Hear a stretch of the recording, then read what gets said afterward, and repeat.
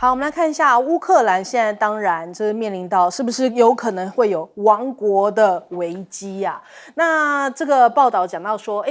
史上第一次嘛，这个美国的军机在莫斯科落地哦，是不是要接俄罗斯的官员去开会？这恐怕这消息对于乌克兰来说是相当不利哦。那的确，美俄的谈判也要登场了。俄罗斯外长是先把态度摆上来，他说拒绝领土让步，也不让欧洲坐上谈判桌。这件事情就是美俄谈好就好了，大概这个俄罗斯目前的态度是如此哦。那路透社有讲到，拉夫罗夫表示呢，不会在和平谈判中对于乌克兰的领土让步，因为他们现在呢大概有20%的领土是由俄罗斯所控制，就是乌克兰的这个乌东这一块啊，现在目前俄罗斯已经占领了，你不可能还给你嘛。那这个现在有一些方案出来哦，大家可能是一些对外透露出来的雏形。川普在这个和平谈判当中啊，是打算让普京获得这个乌东4州还有克里米亚地区的实际操控权哦，也就是我们现在目前这个看到地图上红色的这个区块，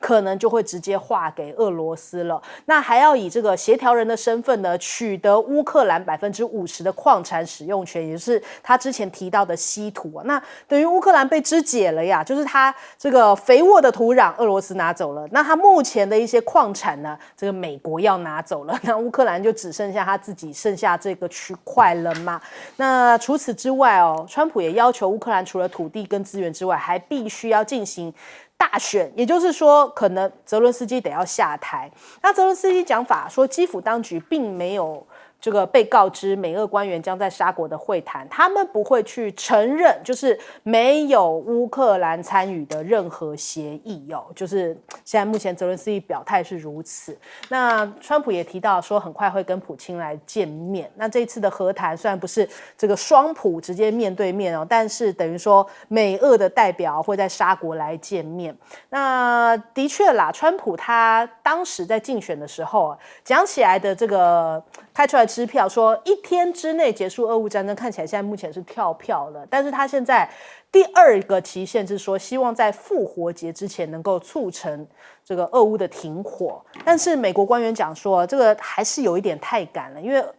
打了已经3年了，到2月24号马上就要到了，就是3年整哦，这个3周年，俄乌战3周年。可是你这样子要赶在复活节之前结束，恐怕还有很多不切实际的这个成分在这其中。那川普政府为了要推进这个俄乌战争，他们就是结束他这样子的一个支票啊，在过去1周动作频频哦，也让这个欧洲跟乌克兰非常的警觉啊。那欧洲现在感受到好像变成可有可无啊，因为看到美国一些代表啊，比方卢比奥也好啊，或者是美国的这个新任的国防部长啊，讲话起来都不是很客气啊。那卢比奥讲说要进行到这个实质真正的谈判，必须要纳入乌克兰跟欧洲国家，因为是乌克兰人遭到侵略哦，是欧洲人对这个普京还有俄罗斯实施制裁，但是现在还没到那一步，所以他们就是先给你这个乌克兰啊或者欧洲啊，我给你一个说辞，让你们先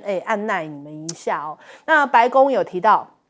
川普跟马克宏有进行友善的通话，因为现在马克宏很着急赶快是召集了所有的欧洲的领袖要进行紧急会议，但是这样的紧急会议开了半天从德国、意大利、波兰、西班牙怎么通通都有去参与可是好像没有共识产生也就是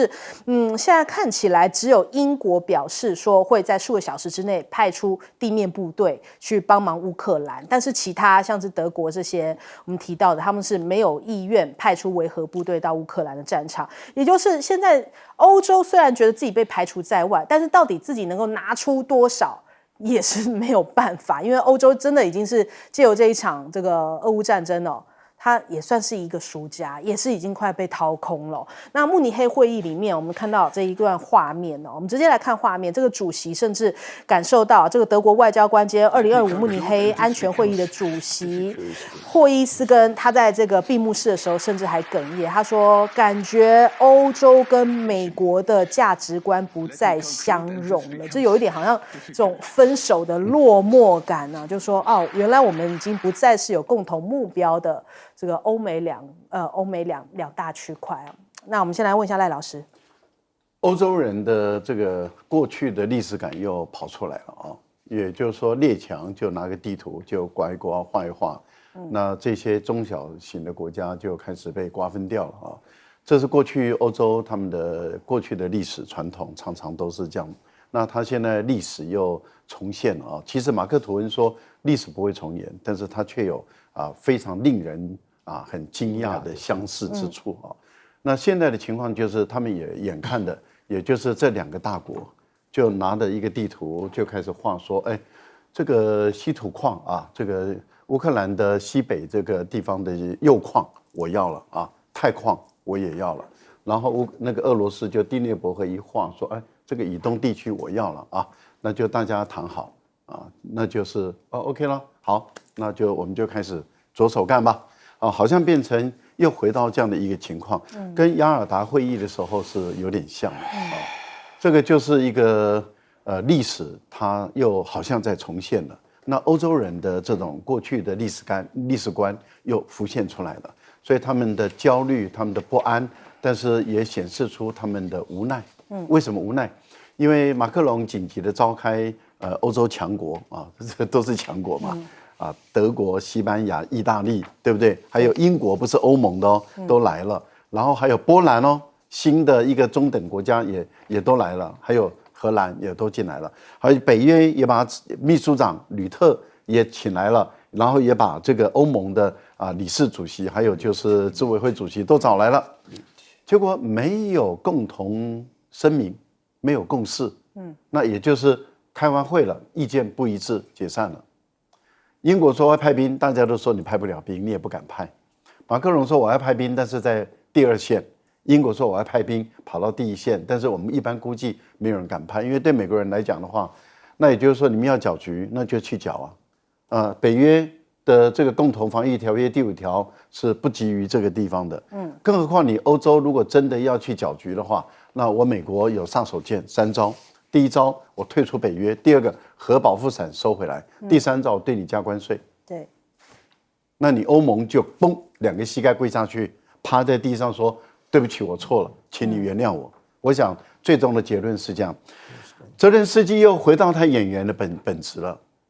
为什么？因为他跑到阿联酋，接着又要跑到这个沙特去，而且是在开完会以后才去。那他说我有3条件，第1条件就是乌克兰加入北约，第2条件，俄军无条件退回他的本土，所有的土地全部归我。第3条件，把普丁送到监狱里面去。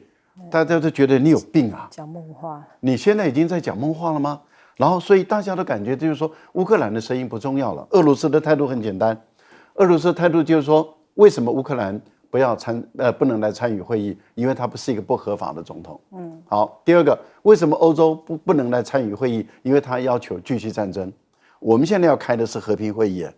那一个主张要战争的欧洲来干什么？所以现在我觉得对乌克兰来讲，跟欧盟来说，他们是悔不当初。为什么叫悔不当初？当初中国说我来，当时我也可以拉着俄国来，我们把欧盟把乌克兰这4方大家坐下来谈，然后看怎么把利益你退一点，你退一点，大家退一点，大家获得一点。那结果我们把事情摆平了。结果听不进去，没有智慧，没有远见，当初不听大陆言，然后现在吃亏在眼前了。现在被美国人一手出卖，还能怎么办？就只好在那边哭，哭有什么用？你解决不了问题啊。好，请教将军。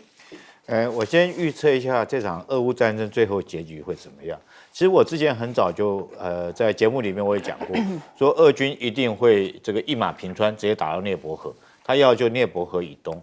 那现在我更大胆的预测，他除了要涅伯河以东来讲的话，南边的赫尔松跟敖德萨这2个港口他也要，然后而且一定是把这个乌克兰打成一个内陆国。为什么我这样断言呢？大家回头去看这俄乌战争一开始的时候，这个3年前一开始俄军打了什么地方？北边来讲，他打的是基辅直接向基辅。那现在来讲的话，如果他有能力，他会不会直接打到基辅？这真的是我们可以看到，他一开始就是要打你基辅，毫不客气。只是说在那个时候，他后来因为这个战术或干嘛不熟练，部队训练的不够精良，所以基辅没有打下来。那南边黑海他打什么地方？他就打你敖德萨。那时候忘了有个蛇岛吗？那时候蛇岛来讲的话，这个我记得乌克兰还有7个士兵哭守那个蛇岛，后来被当英雄。当然，俄军虽然说占领了，最后他没有守得住，他退回来。退回来的结果是怎么样？退回来结果是他的莫斯科号巡洋舰被击沉了嘞。黑海舰队里面除了莫斯科号被击沉，另外在整个3年的过程之中，黑海舰队打沉了很多，几乎打残了黑海舰队。但你想想看，如果今天你是普京，你在打胜仗状况下，你会不会要敖德萨港？我要下敖德萨港才能够确保我黑海舰队的安全呢、所以我觉得他一定会要敖德萨。那这个地方有没有打过？有打过，一开始就打。赫尔松也是一开始过涅伯河打，只是后来被这个北约来讲，美国他们这个将装备支援乌克兰之后，发动了所谓的2023年的时候发动那场反攻，2023年发动反攻，反攻结果什么？他们扎卢日内，为什么现在乌克兰老百姓会认为扎卢日内的声望比这个泽伦斯基还高？因为他打胜仗啊，他把俄罗斯推回去了，推回到哪里？推回到整个乌东，就是现在交界那个地方。推回到那边，所以我们听说有一个那时候俄罗斯有一个他们的参谋总长叫苏洛维金，他立刻在那边立刻转用兵力，主动退却，然后保存战力为主，在那边盖一条苏洛维金防线。我讲的是让各位回顾一下整个俄乌战争整个发展过程，从开始俄罗斯发动攻击就是打基辅，就是打敖德萨。那在这种状况下，如果说他今天有机会再向这个地方要的话，你认为说是普京会客气吗？他一开始就是摆明了，不要忘了哈，这个作战任务一开始一定有一个作战目标嘛，绝对不会说是没有作战目标我就贸然发动攻击，打到哪里算哪里，打到哪里这回事。他一定一开始有他一个全程作战构想，也就是我的全程作战构想是衡量我跟敌军的双方的战力，衡量这个地形，我为了确保国家在军事方面，为了确保国家安全，所以我必须要有涅伯河这个以东都要归我才能够保证我莫斯科的安全。然后你乌克兰你北约部队不可以进来，南边海权来讲的话，黑海我必须要有敖德萨这个港口，才能够确保我黑海舰队的一个安全。所以我觉得这场战争最后结果就是因为敖德萨港跟赫尔松北边来讲的话，他搞不好就给你打到基辅去了。大家不要认为说是这个普京是吃素的，他不会客气的。好，请教苑老师。我的想法跟大家有一点不一样啊。我认为的话呢，目前为止，当然大家的观念认为说是乌克兰完蛋了。乌克兰的话呢，就是说搞到目前这种情况，我们坐在这边讲了3年了嘛，都始终认为乌克兰不应该卷入这场战争呢，至少的话呢，不应该说得这么明白，不应该进入拜登所设下的陷阱啊。大家有的国家越打越富，有的国家越打越穷。但这里头的话呢，有一个消息值得大家进一步思索。大家知道今年2025年的复活节是什么时候吗？是11月27号啊。然后这是川普自己讲的，他希望能够在今年的复活节前结束。现在才2月18号吧。那么讲起来的话呢，还有多少啊？2月份都才过了一半多一点。那到了11月27号，大家可以知道为什么要拖这么久。我可以告诉大家3个重要的原因。第一个的话呢，就是呢，川普到目前为止呢，他对普丁呢是极端的让他满足。大家都在聊普丁要求在什么样的条件下才要停火，才要结束这场战争。但是实际上的话呢，他能够到达他所要求的嘛？刚刚大家讲了很多啊，美国要矿在什么的，大家讲起来。那么实际上在国际政治当中的话呢，川普本身是把这个价钱开得很高，然后的话呢，去得乎其上。求乎其上，得乎其中啊，这是他的一个想法。那所以说呢，他会觉得并没有那么容易结束。原来24小时结束是个吹牛的。然后第二点的话呢，我在欧洲的话呢，待了很久，10几年了。那我了解到欧洲的繁荣的话呢，虽然的话各方面是在美国的保护伞之下，但欧洲本身对于俄国的恐惧感大家要了解这一点就是说呢，你只要能够继续支持这场战争拖得越久的话呢，说不定可以让俄罗斯之间的话出现转变。所以说这个川普在这方面的话呢，也比较接受，他要用10个月的时间来结束。然后这个他们的这个媒体复活节是4月20吧？他是复活节。4月20对，我讲错了，复活节4月20号，我讲错了，对，谢谢，3个月的时间，3个月的时间，他上任3个月的时间。即使是这样子的话呢，那么我把它讲成感恩节了，不好意思不要讲了。我是觉得说3个月的时间的话呢，要能够结束这场战争，拖了时间久，因为大家感觉上好像马上要结束了，至少在沙烏地阿拉伯开会的时候也没有邀请乌克兰也没有邀请这个欧洲嘛，这种情况，但是它短期内的话呢结束不了。那我最主要是想要问大家心里想一下，这个在这么短的时间内说的是这样子的话呢，为什么要把这个话说得这么狠？那我觉得第3个原因的话呢，我觉得欧洲本身面临了一个生死存亡的一个要求他们自己的话呢，就是说自己本身所面对的各方面的压力各方面的话呢，因为他们对俄罗斯的感觉，因为俄罗斯对他们在历史上的记录这个记忆不太好，喜欢领土扩张因为刚刚将军也讲了，就是说是你在整个过程当中里面出现的一个情况大致上的话，俄罗斯占了土地就不会还了，所以在这种情况之下的话，我觉得就是3个月的话呢。到了这个复活节的时候，复活节通常是3月最后一天嘛，对不对？在那个时候，那么其实的话呢，情况还要拖一段时间，大家可以静观其变。卢比奥本身也讲了，就是说没有邀请乌克兰，没有邀请欧洲的话呢，都是有原因的因为叫什么呢？要实质的展开了和平协议的时候呢，才邀请他们参加。我觉得这个讲法呢，也就说明它的一个改变了，有可能发展的方向。不过这4月20有可能就是在这个等于说习近平跟普丁见面5月9号之前，那它是5月份的事情了，那是5月份的事情，对。好，我们先休息一下，广告之后马上回来。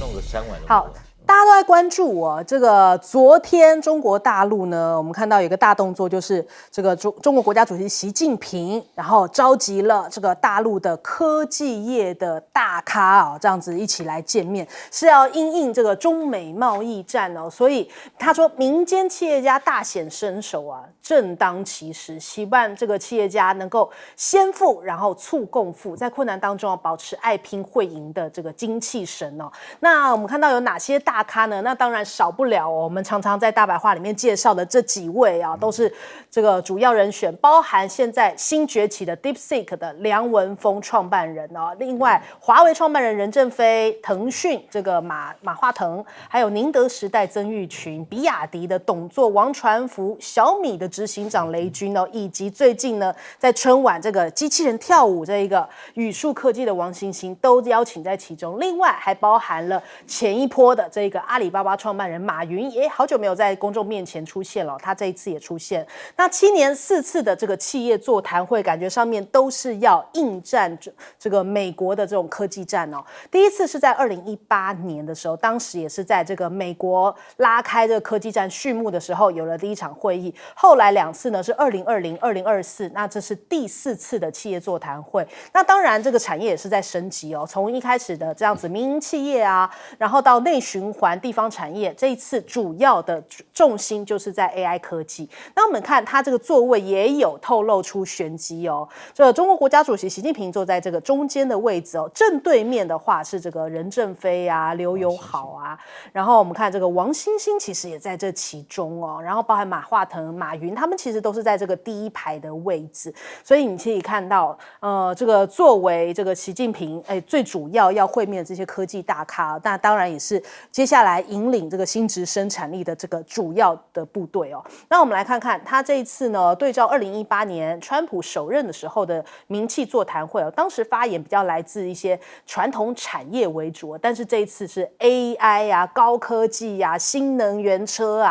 这样子的产业为主真的是已经看到这个完全不同的一个这个中美对抗的格局了。那 DeepSeek 呢，现在也来迎战美国，为什么是在这一个时间点？昨天2月17号这么关键呢？因为其实2月17号，马斯克就已经讲了，他的新的 AI 要亮相，叫 Grok 3。他在今天中午，也就此时此刻，就美国时间是2月17，那这个台湾时间的话，就是今天中午，他有直播公开，他说这是地表最聪明的 AI， 来势汹汹。因此在前一天，是不是中国大陆这样召开的这个会议特别有这样的烟硝味呢 ？DeepSeek 今天在微博的热搜榜上面也有这个说迎来最强战友，他们接下来跟吉利还有这个接耀星辰合作2款多模态大模型也官宣开源所以这也是在迎战这个美国接下来要推出的这个来自马斯克的 XAI 那再来看看了西方的一些专家讲说，好像呢这次的 DeepSeek 的出现哦，真的表示出来。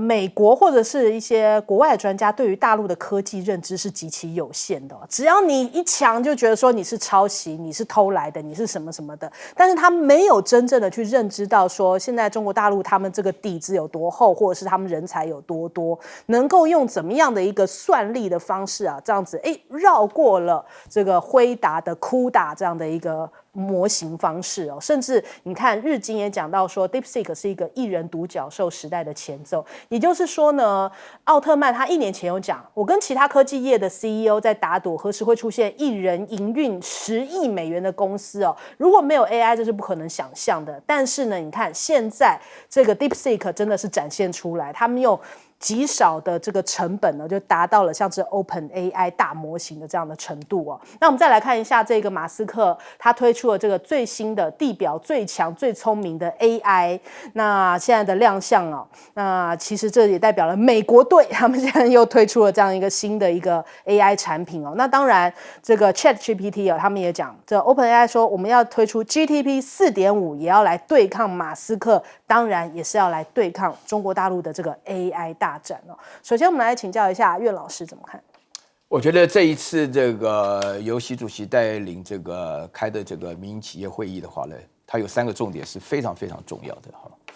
第一个重点的话呢，就是马云的复出啊，这个本身来讲非常具有形式意义，因为我们在这个2020年的时候看到马云在会议当中出事那一天，我的记忆犹新啊，就是蚂蚁金服要上市的时候，突然被喊停啊。那么大家都知道，因为我认得的朋友在台湾的这个某大银行的董事长，他当时在我课的时候，他自己讲说他们都有一定的部位调整到这个蚂蚁金服，所以说事先来讲认为稳赚不赔的生意被喊停。那马云现在能够复出，蛰伏了一段时间，现在能够复出是非常重要的。第二件事情呢，我觉得从任正非开始的话，老中青3代啊，这个我认为任正非比较老，然后雷军跟王传福算是中啊，然后现在的话呢，青的话呢就是说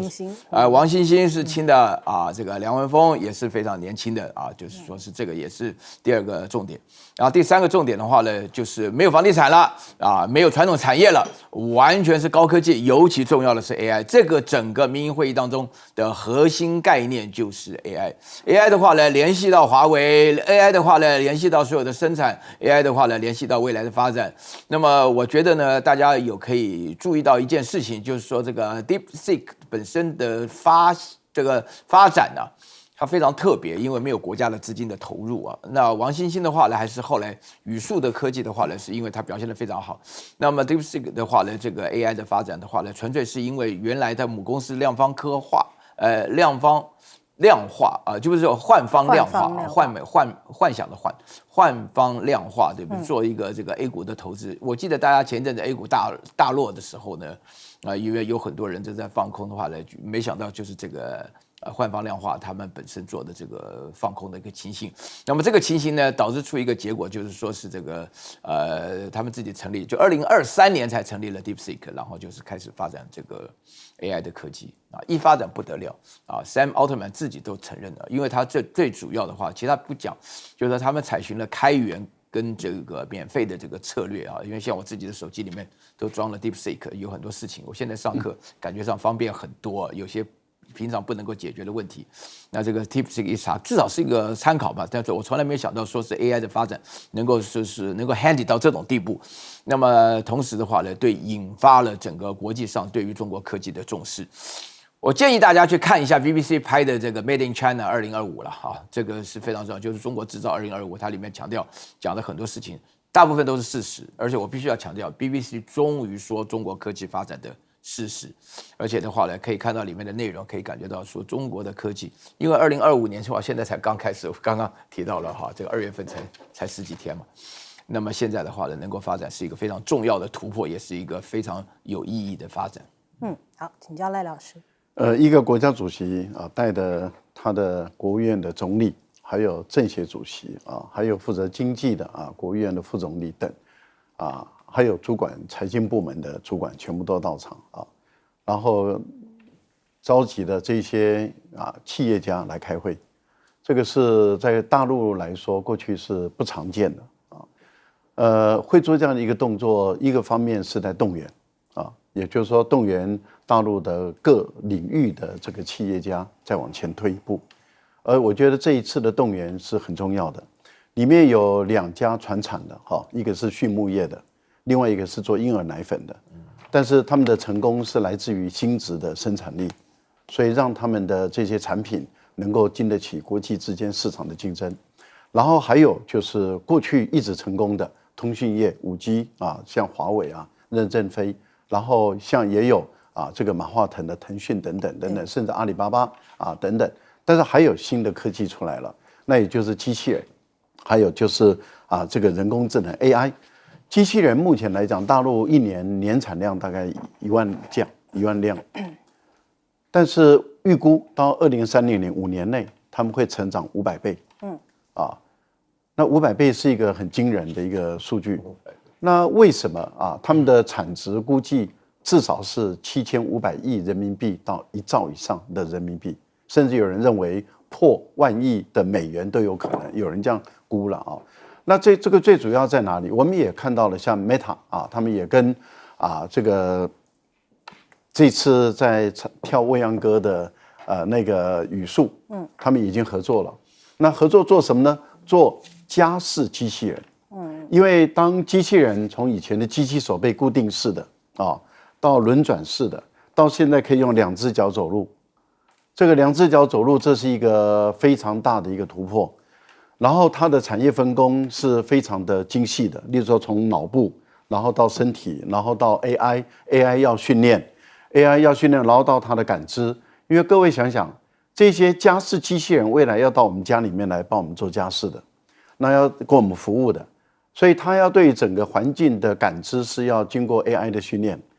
然后要经过训练完了以后，它才会卖给你。你买回来，他帮你拖地，帮你洗碗，帮你洗衣服，帮你折衣服、晾衣服等等，他以后要帮你做些。那像我们老人家的话，他还帮你说，老人家想出去走一走，他还陪着你去看护到公园去晒晒太阳。这一些未来他们可能都要做居家料理照护的这些工作都要推动。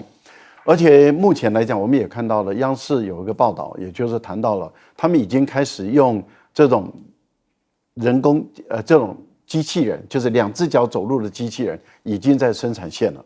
以往我们看到的都是机器手背，但是现在已经进入他们生产线，那这个已经是很大的突破跟不一样的。所以我个人觉得说，大陆的科技的发展我不晓得这个 BBC 还是法新社，因为法新社也说中国大陆的有关于绘图的这个晶片也突破了，离美国只剩下几个月之间了。我不晓得他们是为什么突然间那个论调改变，是不是因为没有拿到美国人的钱所以他们故意讲好话，还是他们总算讲了实话了？只是因为没有收到美国人的钱，不能够再继续骂大陆了。好，来请教将军。我记得去年6月12号的时候，习近平也是一样跟中国的这些企业家在座谈的时候，他讲了一句话：我们的独角兽企业在哪里？才讲完半年以后，年底就出来了，对不对？我们现在看到这些人里面，是不是有好几个是新的这种科技的创业者？从这个语速的王星星还有这个DeepSeek 的这种不是都已经出来了。那代表什么呢？那习近平为什么又找他？我觉得很重要一件事情，那有2个原因。第一个，习近平认清楚了，就是未来来讲的话，一定是一个科技民间的企业为主，那还需不需要在国进民退的这种企业方针？当然，很多的大企业由国家来经营有它的好处了。可是现在来讲，如果说是日新月异，由民间的企业来发展，来当领头羊的话，那是不是更具灵活性？更具有这个防御性可以更加的灵活，尤其是在中美贸易大战的时候，我觉得习近平做这个动作是对的。再加上他之前问那句话，就是现在很明显的，就是为了因应中美贸易大战来讲的话，那可能在国进民退的这一方面的政策上面可能会有所调整，然后鼓励民间企业来创业，尤其在未来的科技业方面能够有所发展。那我们看到语速这个，我个人觉得是非常有意思。你知道他在这个过年春晚未央歌表演的那场，那个机器人我们看到他那个动作还比较机器化对。然后，但是马上他推出来的才短新型的机器人 H1 来讲的话，这一型来讲的话，他也是一样做跳舞表演，那就动作非常丝滑，几乎跟人一样。我不禁感触到这个表演来讲的话，如果说我们看到很多的表演，把人表演成机器人，表演的越像机器人，大家掌声越多哦。现在反过来变成机器人，如果说演一个人来讲，演得越像人，大家觉得就越来越厉害。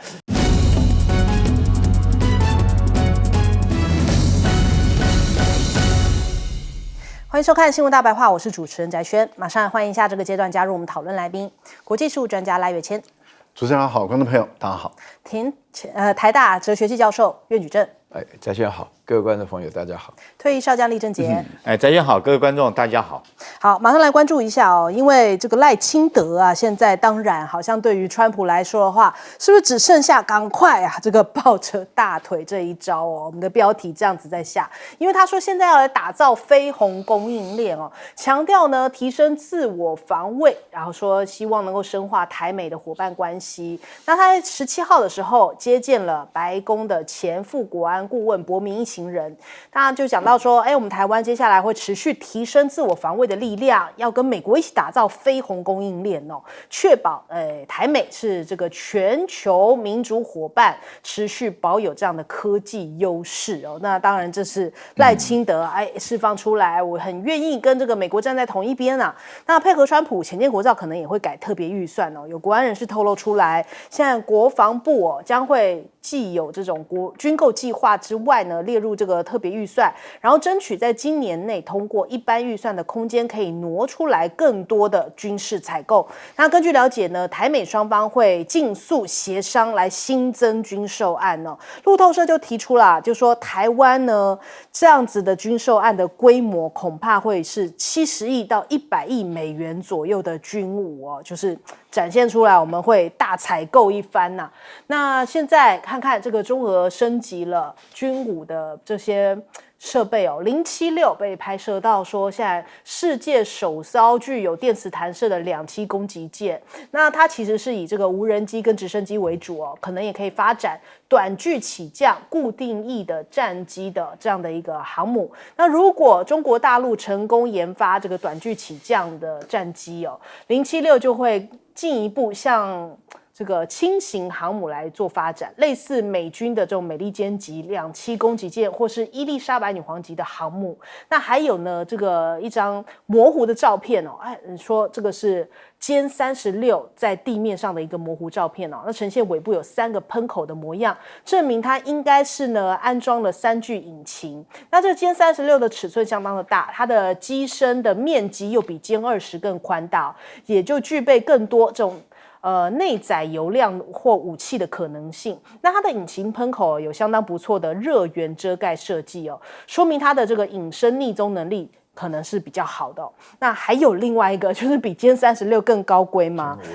歼50哦，还有这样的一个报道出来，他说这个机型呢，它是一个中等尺寸，适合在航母上面作战。那它更偏向呢舰载匿踪战机，还有它的机身的中轴啊是下凹的，所以它的弹仓应该是左右2块设计，类似美国的 F-35战机。那虽然它的弹仓容量比较小，不过它的机体结构是较为稳固的，这也符合了这个航空母舰专用的这样的一个推论哦。所以哇，不断有这样新的机型出现在大家的这个目光之下。那俄罗斯的太平洋舰队也去到了日本海哦，这个涅维尔斯科伊海军上将号呢，它在日本的海域呢也有这种空中这个海上的对空中海上目标来进行一些火炮射击的一些演练哦，也有这样子好像俄罗斯的一些新动作。那再来看看中澳双方这个军舰在南海的对峙哦，现在目前双方的防务战略进行磋商，他们双方围绕着这两国的两军关系以及地区安全共同关系的一些问题来进行交换意见的讨论哦。那希望能够把这个事件能够赶快给这个处理完毕啊，不要变成更升级的这样的一个摩擦哦。那还有就是美利坚级的2栖突击舰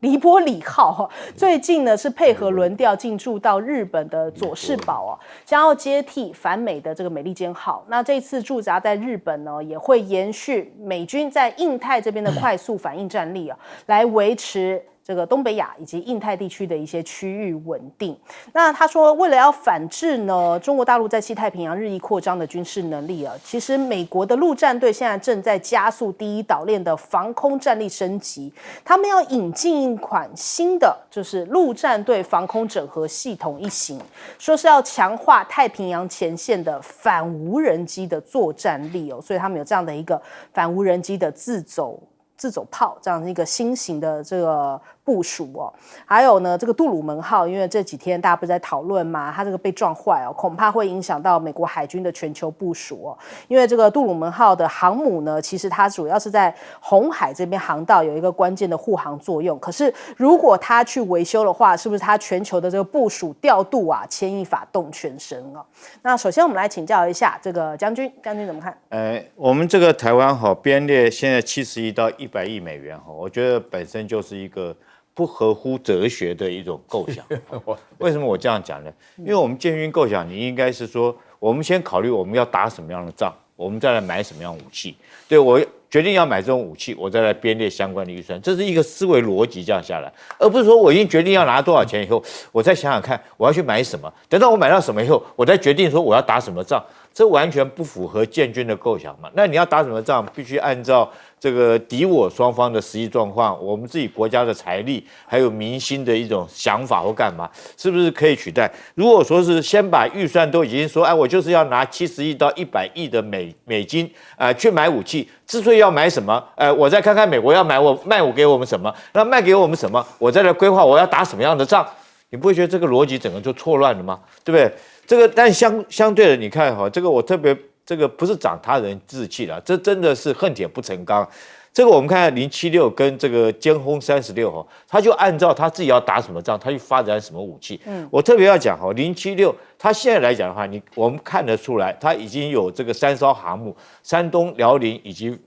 福建号。这3艘航母就是负责远洋地区作战，就作战区域来讲的话，它负责的是可能第2岛链以外，甚至于未来来讲的话，它航向这个印度洋这个地方去负责远洋地区的作战。然后这个就作战型任务来讲的话，它可能负责是拒止作战，拒止美军来的，所以它必须要这种大型的航空母舰。但相对的，在第1岛链附近的，包括日本，包括我们台湾，包括菲律宾，它就不需要动用到这么大。我们经常讲说，福建号成军对台湾有没有影响？我跟你讲，对台湾一点影响都没有。它加厚太大，它不需要用到福建号来对付台湾嘛。这个用现在的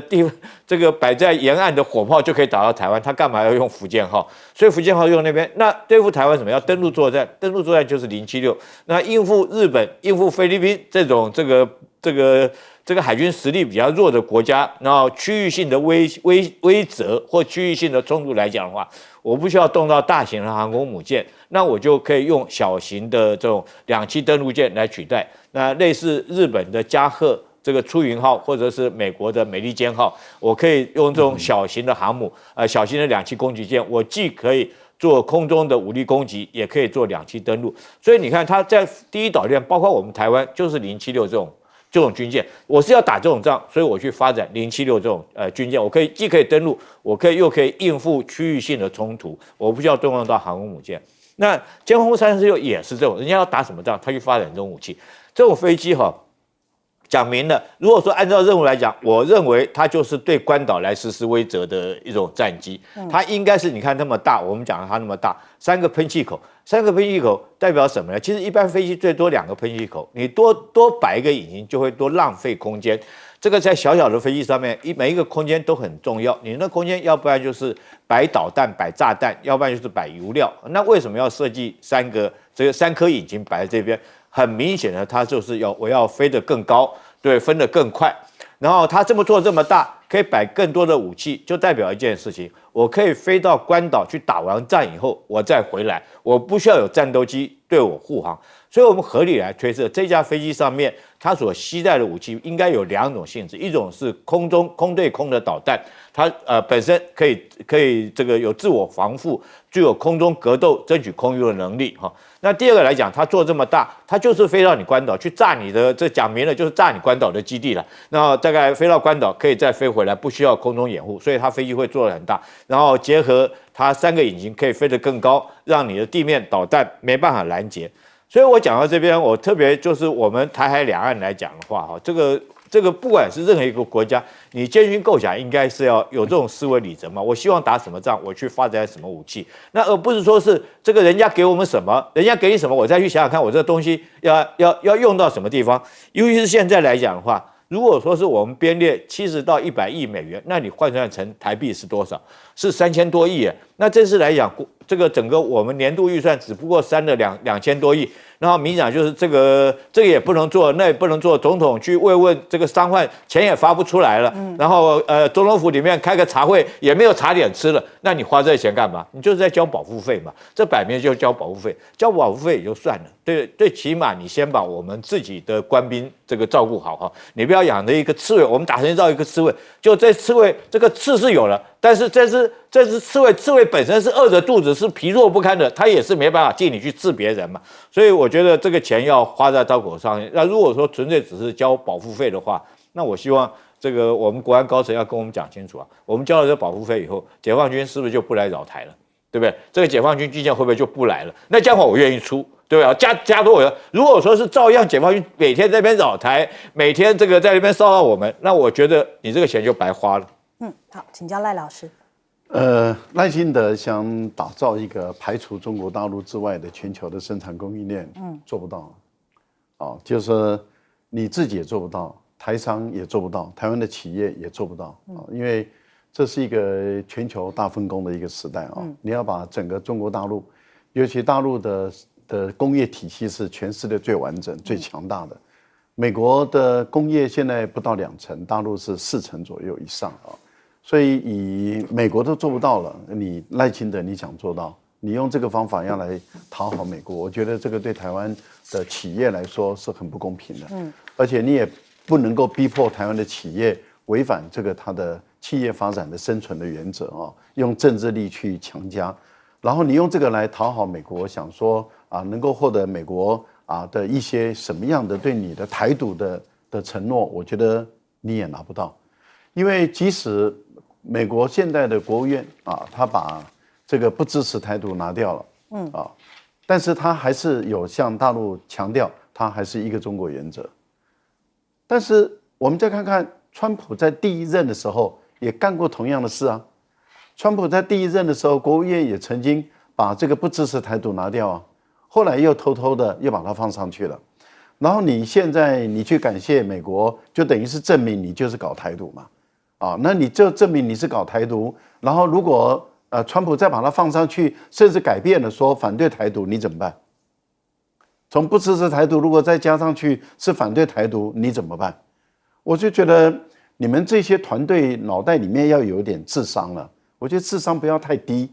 应该要努力一点，让自己的智商拉高一点，因为你等于是你自己证明了你就是台独嘛。那大家都知道。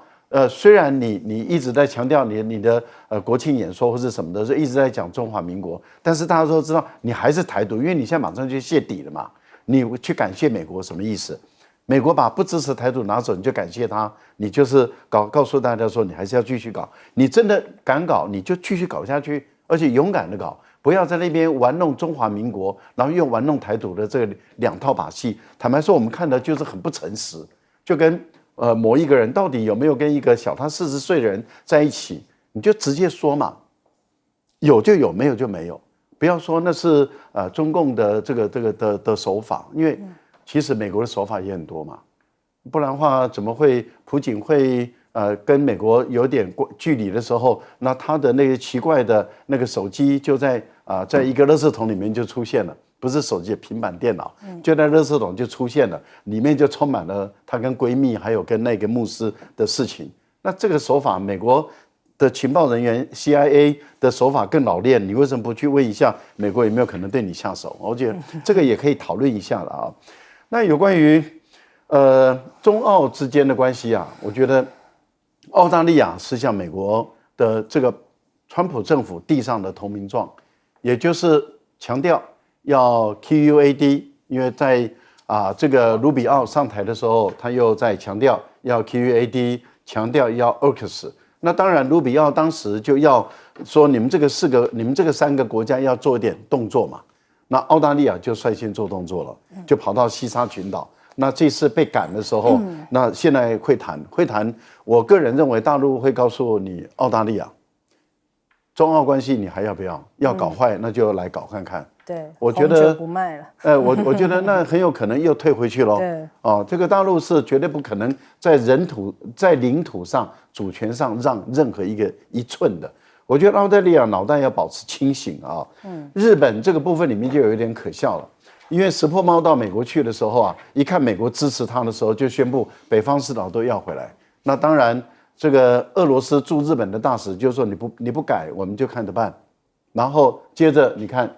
那个俄罗斯的军舰就到日本海，就开始做实弹的演练。我觉得日本如果要把自己在东北亚地区在日本海搞乱，你就继续玩下去。好，请教苑老师。我坦白讲哈，这个每一次看到赖清德的消息啊，我真的很怀疑他国内国外其实能力都有限啊。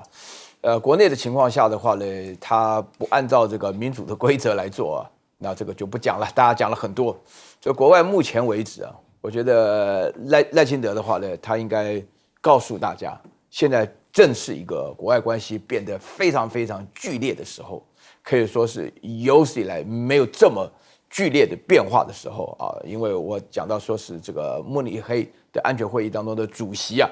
讲话的时候讲着潸然落泪啊，我觉得很没有出息啊。那么在这种情况下，没听说过有什么德国人在当众掉眼泪的事情啊。那赖清德本身来讲呢，我这边他觉得他这个讲法当中啊，有3个错误啊，非常错误。第一个呢，不明不白啊，他是讲到什么绯红供应链啊，讲的话呢，那个他根本都搞不清楚这个红代表什么啊，他讲的又不敢讲。所以叫绯红供应链。那现在的话呢，大家心里都非常知道大陆是全世界最完整的工业生产国家这个完整的工业生产国家是从小到大从这个上上下下里面全部都是大陆的东西，也不能不买在这种情况下的话，你说这种就什么跟美国联合，美国根本没有任何供应链那所以说这是第一个错误。第二个的话呢，确保台美与全球民主国家。大家，我前面讲的这个美国都完全变了。我跟你讲我赖清德要注意我在这边郑重的提出来，世界上有2个新的恋情正在发展第一个是美国跟俄罗斯正在发展新的恋情然后另外一个的话呢，就是中国跟欧洲的话呢，极有可能要发展新的恋情然后第3个的话呢，他说提出来这个采购70亿到100亿你凭什么说这种话你有没有什么计划而且更不要讲说是美国带来了一个，我每次一看到说是白宫这个副国安顾问正国安顾问是苏利文的话呢，本身都被已经裁撤掉了，副的，而且还是前的。因为你根本就搞不清楚这种人有什么好接见的？因为美国已经完全不一样了。美国经过一场宁静革命美国从这个拜登到川普之间，大家仔细看，他讲的每一句话，通通都很不一样。这个世界发生了极大的变化就是说是从美国到欧洲，然后到俄罗斯，到乌克兰。其实我真的要强调，大家都很注意赖清德现在在讲什么，因为原来那个林飞帆不就说过，好像说我们都是乌克兰人嘛。大家都准备排队入列那这样子的话呢，不得了。现在大家都很注意说台湾的方向我觉得说你到了这个紧要关头你自己要注意一下，你不能够再这么无知了。好，我们先休息一下，广州马上回来。